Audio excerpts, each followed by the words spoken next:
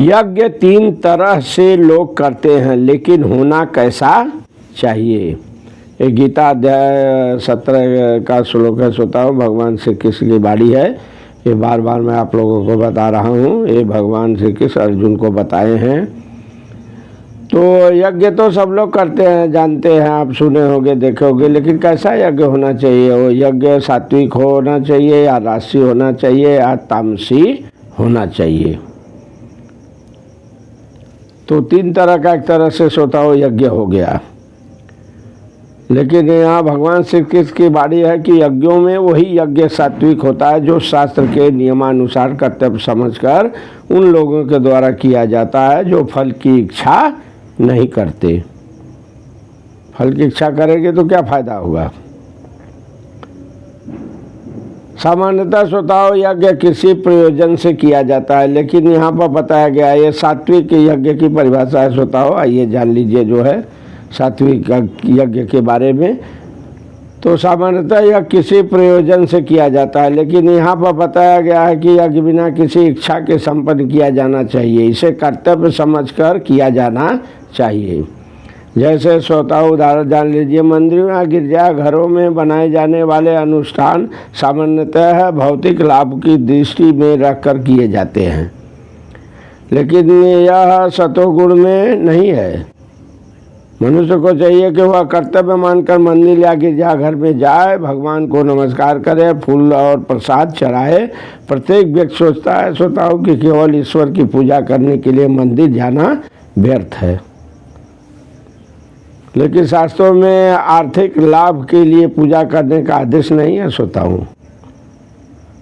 इसलिए मनुष्य को चाहिए कि केवल आर्च विग्रह को नमस्कार करने जाएं।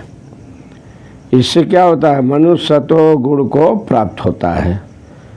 प्रत्येक सभ्य नागरिक का कर्तव्य है स्वतः कि वह शास्त्र के आदेशों का पालन करे और भगवान को नमस्कार करे। तो स्वतः भी तो सतोगुण की बात हुई, जो है सतोगुणी यज्ञ हुआ। और राजसी यज्ञ क्या होता है, ऐसा यज्ञ स्वतः जो किसी भौतिक लाभ के लिए या गर्ववश किया जाता है, उसे तुम राजसी समझो। भगवान कृष्ण अर्जुन को बता रहे हैं। तो कभी कभी श्रोताओं स्वर्लोक पहुँचने या किसी भौतिक लाभ के लिए यज्ञ अनुष्ठान किए जाते हैं।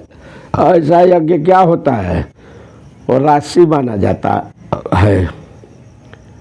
और तामसी के बारे में आइए जान लीजिए। भगवान श्री कृष्ण बताए कि तामसी यज्ञ क्या होता है। तीनों यज्ञ बता दिए, इसमें से जैसा अच्छा लगे वैसा आप करिए। तो कहें जो है तामसी यज्ञ के बारे में कहें श्रोताओं को, जो यज्ञ शास्त्र के निर्देशों की अवहेलना करके, प्रसाद वितरण किए बिना, वैदिक मंत्रों का उच्चारण किए बिना, पुरोहितों को दक्षिणा दिए बिना तथा श्रद्धा के बिना संपन्न किया जाता है स्वतः, वह ये कैसा होता है, तामसी यज्ञ माना जाता है।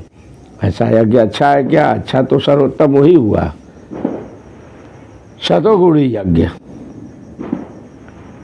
तो सतो तमोगुण में श्रद्धा वास्तव में अश्रद्धा है। कभी कभी लोग किसी देवता की पूजा धन अर्जित करने के लिए करते हैं और फिर वे इस धन को शास्त्र के निर्देशों की अवहेलना करके मनोरंजन में व्यय कर देते हैं। ऐसे धार्मिक अनुष्ठानों को सात्विक नहीं मानना चाहिए। श्रोताओं, नहीं माना जाता है ऐसा यज्ञ सात्विक, ये तामसी माना जाता है। तामसी प्रवृत्ति होती है इनसे जो है, और मानव समाज को कोई लाभ नहीं पहुंचता। ये प्रमाण है श्रोताओं। गीता अध्याय 17 का श्लोक है, विधिहीनम शिष्टात्रम मंत्रहीनम दक्षिणम सदा विरहितम यज्ञम तामसम परिच्छक्षते। तो समय का भाव है श्रोताओं।